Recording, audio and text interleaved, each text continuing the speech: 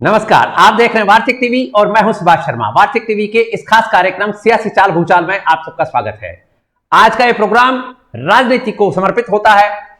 साप्ताहिक तौर पर हम राजनीति को डिस्कस करते हैं, जिसमें हम हमारे देश में, हमारे प्रांतों में चल रही जो विभिन्न राजनीतिक पार्टियों की राजनीति है, विभिन्न राजनेताओं की राजनीति है, किस तरह से वोट की राजनीति चल रही है और किस तरह से मतदाताओं को यानी हमें लोक लुभाऊं तरीके से अपनी अपनी तरफ लुभाने के लिए नित नए नारे, नित नई घोषणाएं चल रही हैं। देश में विभिन्न राजनीतिक पार्टियों का एक शगल भी इस तरह का सामने आ रहा है कि आए दिन इस तरह की घोषणाएं होती हैं जिससे मतदाता भौचक है, आम आदमी भौचक है कि उसके लिए इतनी जरूरत से ज्यादा सोचने वाली जो पार्टियां हैं वो 75 साल में किस तरह से डिलीवर कर पाई हैं। यदि ऐसा कुछ हो जाता तो फिर आज हमारी यानी आम आदमी की स्थिति कुछ और होती। हमें तो लगभग सोने के तारों वाली जूतियां पहनने को मिल सकती थी। इतनी घोषणाएं हो चुकी हैं ऑलरेडी।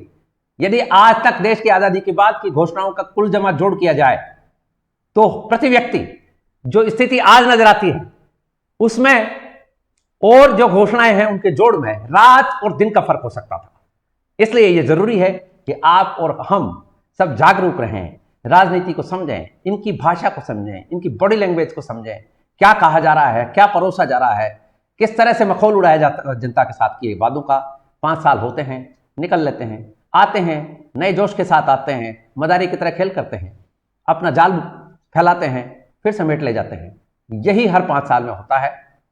देखते हैं आज के इस प्रोग्राम में किस तरह की बातें सामने आएंगी। आपको सबको पता है कि राजनीति को समर्पित इस कार्यक्रम में हमारे साथ होते हैं राजनीति में लंबा चौड़ा अनुभव रखने वाले, राजनीति में चाणक्य कहलाने वाले पूर्व मंत्री चंद्राजी सिंह भी। चलिए करते हैं प्रोग्राम की शुरुआत, आगे बढ़ते हैं और सिंघवी साहब का स्वागत करते हैं। सिंघवी साहब स्वागत है, नमस्कार। धन्यवाद सुभाष जी, धन्यवाद। तो आज के प्रोग्राम की शुरुआत हम एक ऐसे मुद्दे से करने जा रहे हैं जिससे लगभग देश का हर आम आदमी प्रभावित है और यह मुद्दा जुड़ा हुआ है पेट्रोल डीजल की कीमतों से। जिस तरह से केंद्र और राज्य सरकारें इस मामले में आमने सामने आई हैं और केंद्र कुछ और कह रहा है, राज्य कुछ और कह रहे हैं। एक क्या मसला है, एक तो आप हमारे व्यूअर्स के लिए ये हमें समझाइए क्या मसला चल रहा है देश में। मसला बहुत साफ है। जो केंद्र की भाजपा शासित प्रदेश है उनके अंदर सरकारों द्वारा नियर अबाउट 16 से 17 रुपए लीटर का मुनाफा कमाने की नियत है, जबकि राजस्थान, बंगाल और महाराष्ट्र जैसे राष्ट्र के उन प्रांतों के सरकार चलाने वालों द्वारा 28 से 29 रुपए लीटर का नफा कमाने की नियत है। ये बदनीयती है, नियत नहीं है। क्यों लेते हैं आप इतना पैसा? आपकी सरकार के फजूल खर्ची को रोकिए और जनता पर ये पेट्रोल और डीजल का जूता मत मारिए। अब राजस्थान में 29 रुपया लीटर राज्य सरकार कमाना चाहती है। एक मंत्री के काफिले में 10-10 गाड़ियां चली, उन्हीं को कम कर दो। मुख्यमंत्री का काफिला चलता तो 12 गाड़ियां चलती है, कम कर दो। लेकिन नहीं, हम कोई भी सरकारी सुविधा, रुतबा, रोकदाम, दिखावे को कम नहीं करेंगे। अगर घाटा है तो पूर्ति के लिए पेट्रोल डीजल के दाम बढ़ा देंगे। अब राजस्थान में 29 रुपए लीटर और मध्य प्रदेश आदि अन्य राज्यों में जो भाजपा शासित प्रदेश है वो 16 से 18 रुपए लीटर कमाना चाहती है। ये बदनीयती है, सरकारों की शुभ नियति नहीं है। ये लड़ाई वाजिब है। जब केंद्र सरकार आपको सुविधा दे रही है, आपको एक रेट पर दे रही है चीज, एक रेट पर आपको डीजल मिल रहा है, एक रेट पर आपको पेट्रोल मिल रहा है, तो बिक्री के अंदर इतना अंतर क्यों है? राज्य सरकार को शर्म नहीं है कि इतना पैसा जनता से ले रही? मैं मेरे उदाहरण दे रहा हूं। मैं हर महीने कम से कम 2-3 बार जयपुर जोधपुर की यात्रा करता हूं। 4500 रुपए का डीजल हमारा लगता था जाने में, 4500 का आने में, अब 5500 का लगने लग गया। एक ट्रिप पर 1000 का जूता, इस चांदी के जूते को सहना पड़ रहा है क्योंकि और कोई इलाज नहीं है। हम अपना पेट्रोल भराने या डीजल के लिए हरियाणा तो जा नहीं सकते, लेना तो राजस्थान के पंपों से ही पड़ेगा। और राजस्थान के अंदर सरकार द्वारा इस हद तक लूट की जा रही है पेट्रोल डीजल में, जिससे कम किया जा सकता है। अगर राजस्थान का मुख्यमंत्री चाहे तो 10-15 रुपए लीटर कम कर सकता है, और उनकी जरूरत नहीं है। उनका काम चल रहा है, उनके अलवाद में चल रहे हैं, उनके ठाट बाट चल रहे हैं, उनके रौबदाब चल रहे हैं, सरकार की कमाइयां चल रही है, अपव्यय बढ़ रहा है, फिजूल खर्ची बढ़ रही है, दिखावा बढ़ रहा है, और जिसको चाहो राजनीतिक लाभ पहुंचाने के लिए घोषणाओं का पुलिंदा भी चल रहा है। कभी किसी को लाभ पहुंचा देंगे, कभी किसी को लाभ पहुंचा देंगे। लेकिन मैं ये चाहता हूं कि राजस्थान सरकार भी अन्य भाजपा शासित सरकारों की तरह अपना मुनाफा 29 से घटा करके 28 रुपए तक, 18 रुपए तक कर दे, तो हमें 10 रुपए लीटर का फायदा हो जाएगा। 10 रुपए लीटर का फायदा होना बड़ी बात है, उसका आम जनता पर असर पड़ेगा, जनता आपको धन्यवाद भी देगी। मगर जिस सरकार का फैसला ये हो कि नहीं, जनता जाए वार्ड में, हमें तो हमारी सरकार के अपव्यय को कम नहीं करना है। सरकार का खर्चा बढ़ने तो बढ़ने दो, हमें वसूली करनी है। हमें कम रेट पर डीजल नहीं देना है, कम रेट पर पेट्रोल नहीं देना है, पूरी वसूली करनी है और उसके द्वारा होने वाली आमदनी का दुरुपयोग करना है। अगर यही फैसला है तो आप ही बताइए क्या किया जाए। सरकार की मंशा को बदलना पड़ेगा, जनता को खड़ा होना पड़ेगा। जनता यह कहेगी कि जब उत्तर प्रदेश में, बिहार में, अन्य राज्यों में पेट्रोल की कीमत इतनी कम है तो यहां ज्यादा क्यों है। लेकिन जनता सामूहिक आवाज उठाती नहीं है। जनता भी राजनीति के कुचक्र में फंसी, सरकारें अपना कुचक्र चलाती है, पीड़ित जनता होती है। सरकारें अपनी बदतमीजियां करती है, पीड़ित जनता होती है। इसलिए सुभाष जी स्पष्ट बात है कि अगर भारतीय जनता पार्टी द्वारा शासित सरकारों के हिसाब से टैक्स पर अगर वसूली की जाए तो 10-15 रुपए, 10-12 रुपए पेट्रोल के भाव घट सकते हैं, 8-10 रुपए डीजल के भाव घट सकते हैं, पर ऐसा होता नहीं है।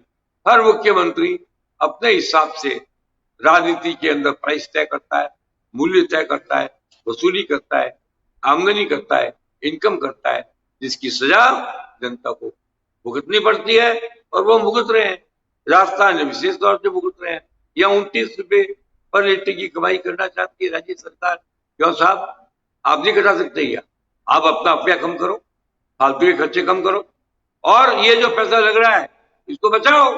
मगर कोई माने जब ना, जब कोई आदमी हठधर्मिता पर उतर जाए और तर्क को किनारे पर रख दे और लूट हो तो हो, लूट की छूट कर लो, तो फिर तो भी ये विनाश होना ही है। बड़े आराम से राजस्थान सरकार चाहे तो डीजल और पेट्रोल के भाव में 12 से 15 रुपए लीटर की कमी कर सकती है। न जाने क्यों ऐसा नहीं हो रहा है। इसका जवाब तो चुनाव आएगा जब जनता मांगेगी, जवाब तो देना पड़ेगा। जैसा कि लोग कहते हैं हर गलती की एक सजा होती है, हर अपराध की एक सजा होती है, यह भी अपराध है जनता के खिलाफ। मनमाने ढंग से दाम बढ़ाना, मनमाने ढंग से लूट करना ये उचित नहीं है। मैं राज्य सरकार से निवेदन करूंगा कि वो अपनी आमदनी 29 रुपए से घटाकर कम से कम 12-13 पर ले आए। 10-12 रुपए लीटर की छूट पेट्रोल के उपभोक्ताओं को, कंज्यूमर्स को, गाड़ी वालों को, ट्रक वालों को, ट्रांसपोर्ट वालों को दे, इससे जनता को राहत।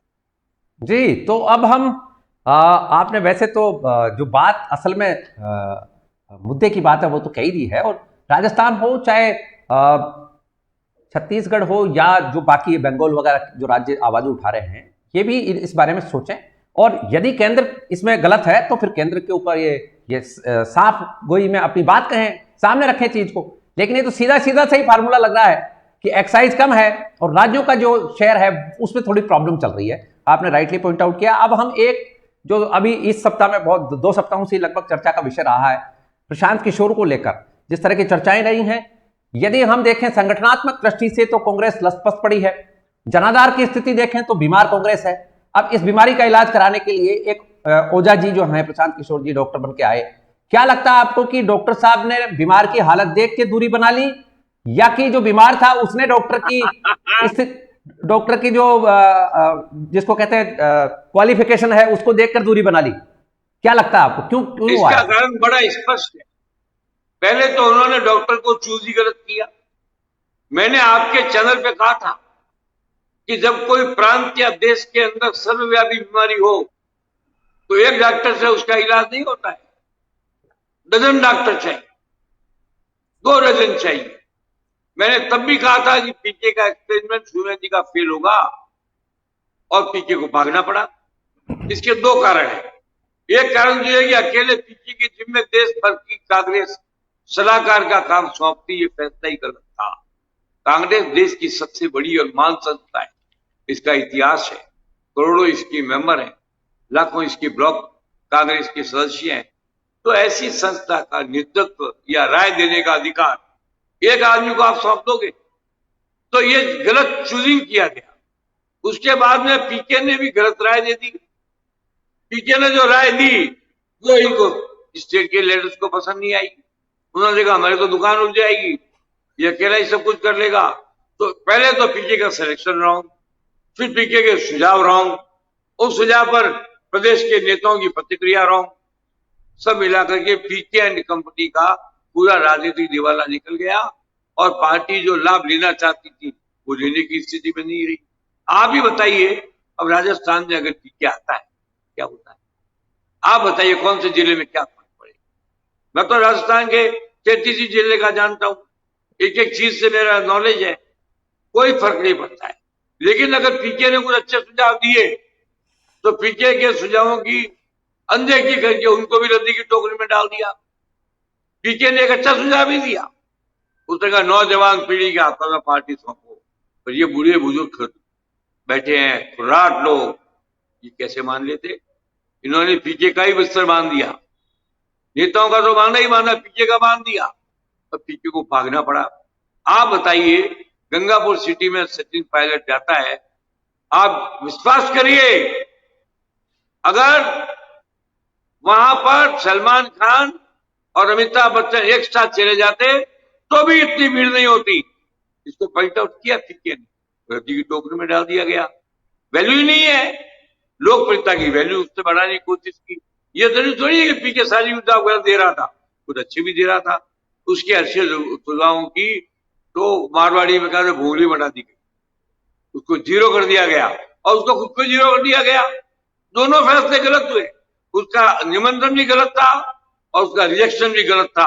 ये उचित, ये बहुत गलत हुआ, ये कांग्रेस पर गहरी मार। अब आप ही बताइए कांग्रेस की क्या स्थिति, किससे ज्यादा क्या दुर्गति करोगे आप?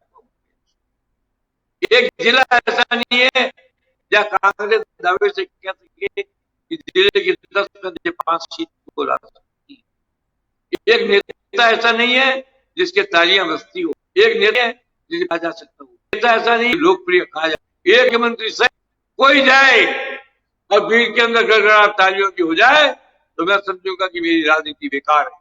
करके दिखा दो, और एक सचिन को भेज दो, आप अकेलों को भेज दो, भीड़ भाड़ हो जाएगी।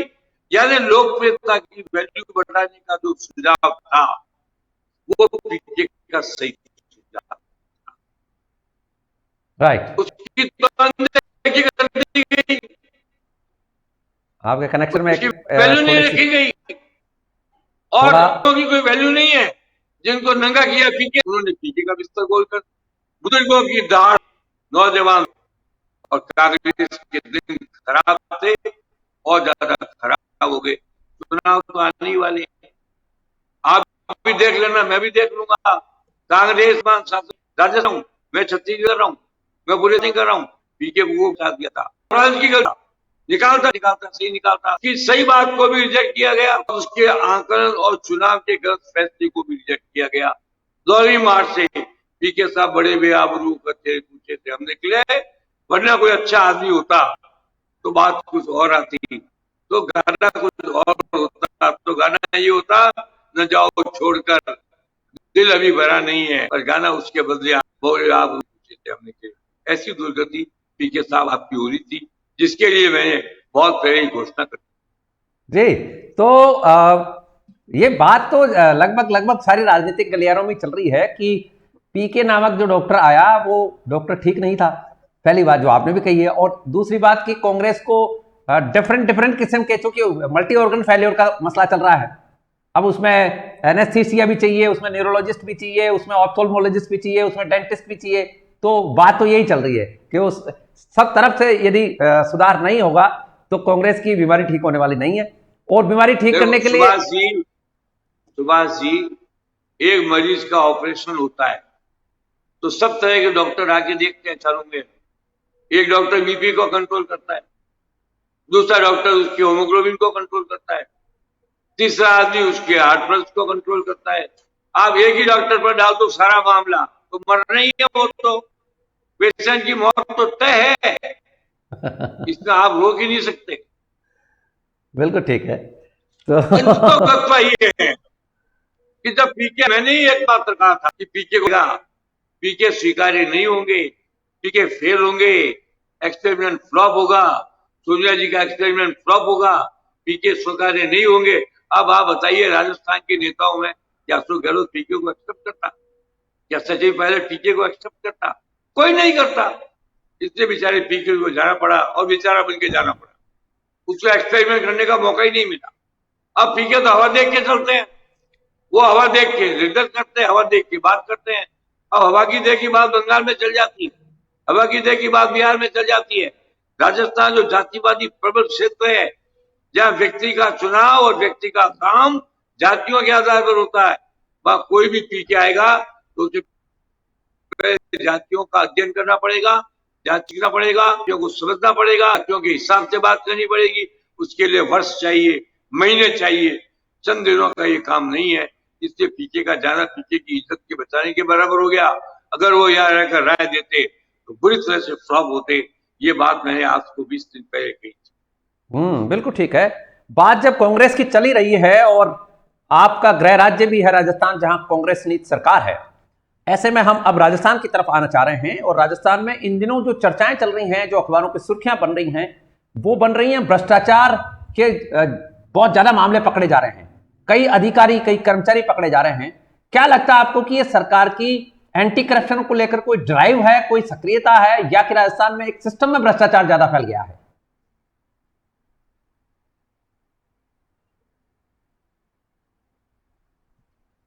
देखो सुभाष जी, भ्रष्टाचार जब टॉप पे होता है तो बॉटम तक जाता है।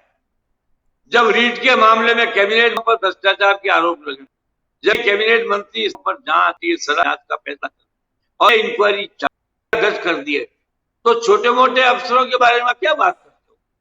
हाँ, एक बात जरूर मैं कहूंगा कि राजस्थान की एसीडी में सोनी और दिनेश जैसे लोग हैं जो छोटे से छोटे भ्रष्टाचार को माफ करना नहीं चाहते। कौन है? I highly appreciate the ACD of Rajasthan. रोज एक मामला पकड़ते हैं। उन्होंने आईएएस को छोड़ा नहीं, आरएएस को छोड़ा नहीं, अफसरों को छोड़ा नहीं, एग्जीक्यूटिव ऑफिसर्स को छोड़ा नहीं, प्रोजेक्ट मैनेजर को छोड़ा नहीं। It's a good thing, I highly appreciate this and I से राजस्थान की एसीडी पहले भी भ्रष्टाचार की तरह आंख मूंद कर थी, अब नहीं है। भ्रष्टाचार की आंखें खुली है। इसके लिए एसीडी डिपार्टमेंट को कॉम्प्लीमेंट दिया जा सकता है। अब ये भ्रष्टाचार आज ही हुआ है या शुरू से हो रहा है, ये तो मैं नहीं कह सकता। तब से किसके खिलाफ ईडी का मामले बने हुए, किसके खिलाफ जांच हुई हुई है, किसके खिलाफ एसओजी इंक्वायरी कर रही है, कब से एसओजी इंक्वायरी नहीं कर रही है। इन सबको देखते हुए यही कहा जा सकता है, देर आए दुरुस्त आए, लेट आए, मगर एसीडी वालों ने आंखें खोलकर भ्रष्टाचार पर लगाम डालने का काम किया। इसके लिए mister Soni, Dinesh, you are man और you are subject of compliment and I compliment you. ये एसीडी का जो काम है ये वाकई उल्लेखनीय है, और जिस तरह से एक दबंग अफसर हैं और बिल्कुल ईमानदारी से अपना काम कर रहे हैं, ये बात आपने सही और सही समय पर आपने उनकी प्रशंसा की है। लेकिन जो सुनने में आ रहा है वो ये आ रहा है कि राजस्थान में व्यवस्था के अंदर भ्रष्टाचार इस तरह से ये हो गया है, सिस्टमेटाइज कर दिया गया है कि विधायकों को ये छूट दे दी गई है कि वो अपने इलाके में अपने मनचाहे लोगों का ट्रांसफर पोस्टिंग करा सकते हैं। और सांसदों को, जो पूर्व सांसद रहे हैं, पूर्व मंत्री रहे हैं, बड़े नेता रहे हैं, उनको भी ये लगभग छूट है। अभी इसी मामले में जो अलवर कलेक्टर पकड़े गए हैं, इसी मामले में कांग्रेस के दिग्गज नेताओं के नाम आ रहे हैं कि उनकी सिफारिश से वो लगाए गए थे। इसके पहले भी जयपुर कलेक्टर लगे, उनके बारे में भी कई तरह की बातें आ रही हैं, उनमें भी राजनेताओं के नाम आ रहे हैं। ये राजनेताओं को छूट देने का जो मामला है, राजस्थान के कई जिलों से ऐसी खबरें आ रही हैं जहां पर विधायकों को कई जगहों पर कई अधिकारी विधायकों से परेशान है। ये क्या मसला है? बात सही है सुभाष जी, आज तक मुख्यमंत्री से विधायक डरते रहे हैं, पर यह पहला मौका जब विधायक से मुख्यमंत्री डरता है। मुख्यमंत्री को एक एक विधायक को राजी रखना पड़ता है। मुख्यमंत्री विधायकों से भयभीत रहते हैं, कई 10 विधायक मिलकर कुछ तमाशा न कर दें। इसलिए विधायकों को राजी रखने के लिए मुख्यमंत्री ने कहा, लूटो खाओ मजे करो, छूट तुम्हारी है, समर्थन मेरा बना रहना।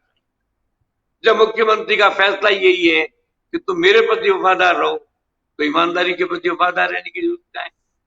तो ये बात गलत नहीं है, क्योंकि इन्हीं विधायकों ने मुख्यमंत्री को पहले प्रॉब्लम में डालने की कोशिश की, तब से मुख्यमंत्री का फैसला उचित भी है, राजनीतिक रूप से गलत भी नहीं है।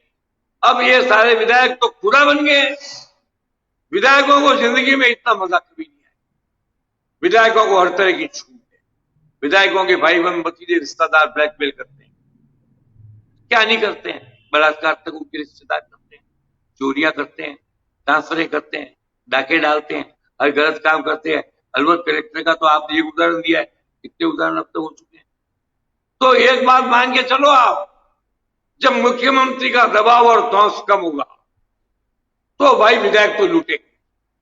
वो भी जानते हैं पीरियड कब बचा है, संजय चंद बचे हैं दिन हमारे, लूट सके तो लूट, और अंतकाल पछताएगा प्राण जाएंगे छूट। इस पर विधायक आ, इसका कोई इलाज नहीं है आपके पास। इसका इलाज तभी होता है जब मुख्यमंत्री कहता है कि मेरी कुर्सी की परवाह नहीं करता, तुम्हारे कर्म और आचरण पर मेरा नियंत्रण रहेगा। कहता तो आज भी कहते हुए ऐसा दे दे धमकी विधायकों को।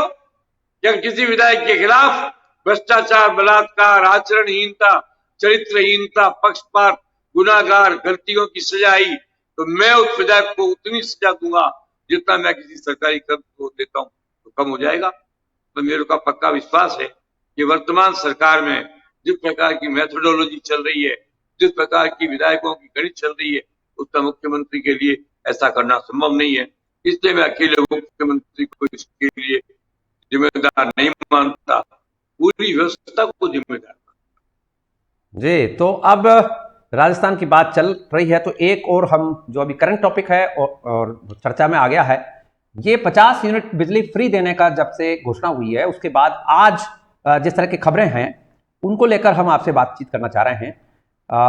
50 यूनिट बिजली तो फ्री दे देंगे आप, लेकिन बिजली कटौती, बिजली संकट है इस वक्त राजस्थान में और बिजली कटौती करनी पड़ रही है। ऐसा है, ये फ्री बिजली फ्री पानी का सिद्धांत परम पूज्य गुरुदेव राजस्थान के गुरु घंटाल केजरीवाल की देन है। अब उन्होंने देख लिया केजरीवाल इस घोषणाओं से 90 सीट ला सकता है पंजाब में, अभी ले आएंगे। तो ये मतदाताओं को लुभाने वाला गलत एक्सपेरिमेंट हो रहा है। It is not a good experiment. क्या 50 यूनिट फ्री बिजली दे देंगे और बाद में बिजली काट भी दोगे आप? क्या है बिजली, क्या दे दोगे आप फ्री? क्या दे दोगे? 50 यूनिट से क्या होता है? अब सुना है 300 यूनिट तक की तैयारी कर रही है, तो आप कह दो बिजली फ्री, पानी फ्री कर दो ना घोषणा। आपको तो चुनाव जीतना है, आपको क्या फर्क पड़ता है कि प्रांत की आर्थिक स्थिति क्या है? प्रांत दिवालियापन की ओर जा रहा है, पर मैन खर्चा बढ़ता जा रहा है, आपको चिंता थोड़ी है। आपको चिंता इस बात की है कि मतदाता प्रसन्न है। आने वाले चुनाव में मतदाता हमें वोट दें, हमसे प्रसन्न और ये कहे कि सरकार ने हमको सुविधाएं दी, लेकिन इसके बावजूद भी राजस्थान के अंदर वर्तमान सरकार को 10, 20, 25 से ज्यादा सीट मिलने वाली नहीं है। इन घोषणाओं से कोई फर्क पड़ने वाला नहीं है, इन घोषणाओं से कोई लाभ होने वाला नहीं है। मैं कहता हूं सबसे जिस दिन नरेगा चालू हुआ, गरीबों का पेट भरा, तब से मजदूर मिलने मुश्किल हो। ये सारी स्थितियां हैं। इसलिए मैं तो ये चाहता हूं सरकार अपनी आंखें खोले और ये बिजली फ्री का धंधा बंद करे, बिजली पैदा ज्यादा करे, बिजली लाए ज्यादा, कोयला खरीद के लाए, विदेश से माल खरीदे, चाहे देश से माल खरीदे, सस्ती पैदा करे और सस्ती बांटे। ये मुफ्त विफ्त का नाटक, और बाद में कहना 6 घंटे बिजली बंद रहेगी, बंद तो 12 घंटे रहती है। ये क्या है? ये क्या नाटक हो रहा है? इन नौटंकी को भी बंद करना चाहिए। ये भी राज्य सरकार की जिम्मेदारी है और मैं चाहता हूं इसके ऊपर राज्य सरकार गंभीरता से निर्णय करे। ये जो आपने बात उठाई है कोयले की लाने की और ये सब, इसके ऊपर आएंगे हम आपसे, चूंकि आपका लंबा चौड़ा अनुभव है।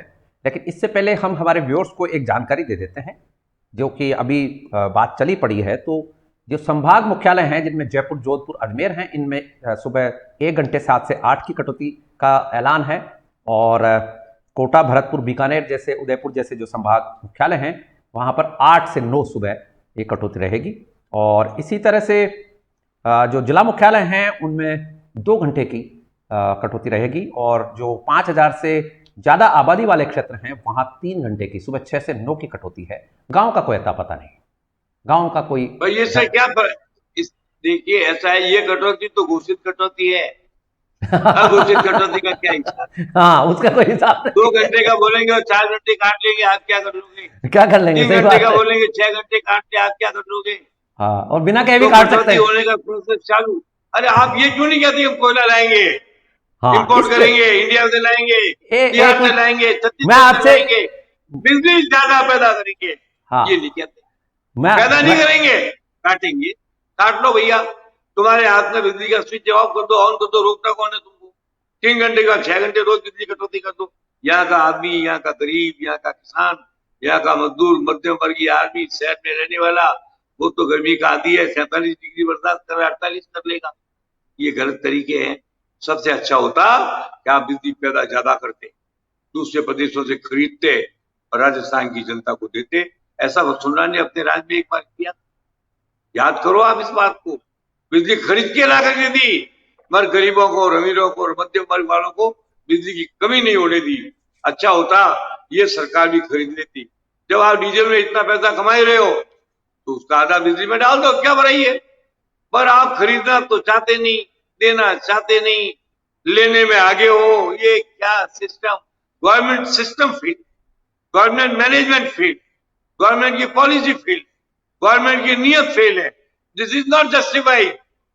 जस्टिफाइड होता है कि बाहर से बिजली लाते, खरीद के लाते, लेकिन लोगों को बिजली ऐसा करना ही नहीं चाहते आप। इसका राइट, ये तो बात तो आपकी इसमें कंपैरेटिव बात की जा सकती है कि भारतीय जनता पार्टी के शासन में और मौजूदा कांग्रेस के शासन में क्या फर्क है, लेकिन आज उसका उतना टाइम नहीं है हमारे पास, लेकिन कभी कर सकते हैं इस बारे में बात। लेकिन आज हम आपसे, चूंकि आपने ये राजस्थान का पूरा डेवलपमेंट देखा है अब तक, आज़ादी के बाद से लगभग सभी महत्वपूर्ण जो कदम हुए हैं वो आपके सामने उठे हैं। ऐसे में हम आपसे एक चीज ये जानना चाहेंगे कि राजस्थान वैसे तो देखा जाए तो कई देशों से बड़ा राज्य है, और आबादी के हिसाब से भी यदि हम देखें तो कई देश इसमें समा सकते हैं, छोटे मोटे देश तो इसमें वैसे ही समा सकते हैं। बड़ा राज्य कहलाता है, कहने का मतलब। प्राकृतिक संसाधन, बाकी यदि हम जीडीपी का भी रेशो देखें, भारत में भी इसकी स्थिति देखें, तो कोई ऐसा राज्य नहीं है जो वाइबल ना हो, अपने आप में एक वाइब्रेंट राज्य है। तो क्या ऐसा लगता है आपको? दूसरी बात, नेचुरल रिसोर्सेज की बात करें, जैसे कोयले की आपने बात करी है, हम आपसे एक स्पेसिफिक बात ये पूछना चाहते हैं कि राजस्थान में जो कोयले के भंडार हैं, यदि राजस्थान सरकार उनका उत्खनन करके और उससे बिजली पैदा करती है, तो क्या ये जो विकासशील देशों को दबाने की जो परंपरा विकसित देशों की हो गई है, जिसमें कि ये खुद पेट्रोल डीजल जलाते हैं तो कोई दिक्कत नहीं है, लेकिन विकासशील जो देश हैं वो जलाते हैं तो फिर इनके सारे मॉरल कंडक्ट और सारे आदर्श संहिता लागू हो जाती है। तो क्या राजस्थान को इनको धता बताते हुए, जैसा कि अब हमारा देश एक तरह से आगे बढ़ पड़ा है, ऐसे में हम हमारी जरूरतों को पूरा करने के लिए, क्योंकि अमेरिका, फ्रांस, इंग्लैंड, जर्मनी ये अपनी जरूरतें पूरी कर चुके हैं और आज भी उनके कोई मॉरल कंडक्ट नहीं है, आज भी वो जिस तरह के प्रदूषण फैला रहे हैं वो फैला ही रहे हैं। सबसे ज्यादा यदि फुटप्रिंट है कार्बन का तो उन्हीं देशों से, हम तो बहुत पीछे हैं। लेकिन राजस्थान यदि ऐसा करता है और हमारे जो कोयले भंडार हैं उनसे यदि हम सस्ती बिजली पैदा कर लेते हैं और हमारे उपभोक्ताओं को फ्री में भी दे देते हैं तो क्या प्रॉब्लम है? लेकिन आप हमें यह बताइए कि क्या कोयला इतना है क्या राजस्थान के पास में कि हम बिजली उत्पादन कर सकें? नहीं, राजस्थान के पास कोयला इतना नहीं है। राजस्थान के पास कोयला तो नहीं है, मगर कोयले से कई गुना ज्यादा सौर ऊर्जा है। कोयले की कमी की पूर्ति के लिए सौर ऊर्जा को प्रोत्साहन देना चाहिए। ये बहुत बड़ा कदम होगा अगर राजस्थान सरकार उठाएगी तो। सुना है कोई बड़े घराने आ रहे हैं 25,000 50,000 मेगावाट सौर ऊर्जा में लाएंगे, मगर राजस्थान का अगर 7.5 करोड़ जनता सौर ऊर्जा का लाभ उठाकर कोयले को रिप्लेस करने का प्रयास करे तो it should be encourage by the government. कोयला तो बाहर है ही नहीं, कोयला तो सारी दुनिया, बिहार वगैरह जहां है, झारखंड, बिहार, उस इलाका में वहीं से आप भी लाइए, रैक्स लाइए ना, कौन रोकता है आपको? और दूसरा, आप बनी बने बिजली खरीदिए ना, छत्तीसगढ़ में सर्टन बिजली लाइए ना, वहां से खरीद के, उड़ीसा में सर्टन बिजली लाइए ना, वहां से खरीद के। ट्रांसपोर्टेशन ऑफ कोल से बिजली पैदा करने से डायरेक्ट ट्रांसमिशन द्वारा बिजली ला करके जनता को देना अच्छा सस्ता उपक्रम होगा। क्या, मैं कोई टेक्निकल आदमी नहीं, इसके बारे में इतनी पंचायती करता नहीं, पर मैं इतना जानता हूं कि अगर सरकार तय करे तो सरप्लस स्टेटों से बिजली खरीद के भी राजस्थान को बिजली कटौती से मुक्त किया जा सकता है। केवल कोयले पर निर्भर रहने की आवश्यकता नहीं है। हाइड्रो इलेक्ट्रिक पावर भी बाहर से खरीदी जा सकती है, वो भी सस्ती पड़ती है, हिमाचल से ली जा सकती है, छत्तीसगढ़ से लिया जा सकता है, उड़ीसा से सरप्लस पावर ली जा सकती है, वहां बिजली का कंजम्पशन है कम और उपयोग है ज्यादा, वहां से ले आइए। ये सब करने के लिए दिमाग की जरूरत है, और आप दिमाग के तो टेंडर होते नहीं है। दिमाग तो भगवान जिसको देता है उसी को देता है। ये सरकार अगर दिमाग के टेंडर कॉल करे तो शायद कुछ कर सकती है। वर्तमान सरकार के दिमाग में तो मुझे इतनी अकल और बुद्धि नजर आ नहीं रही। हाँ, ये जो पिछली बार में भी दौर देखा गया है, पिछले काफी लंबे समय से राजस्थान में बिजली का संकट नहीं आया है। इसमें यहाँ के लोग भी बातें करते हैं कि एक श्रीमत पांडे आईएएस ऑफिसर हुआ करते थे, जो कि वेरी गुड ऑफिसर, जिन्होंने यहाँ राजस्थान की बिजली को अध्ययन भी किया, और बाद में वो जो अन्य प्रदेश जहां पर बिजली की रेट कम थी वहां से बिजली लाकर यहाँ कभी कटौती उनके प्रबंधन में नहीं आई है।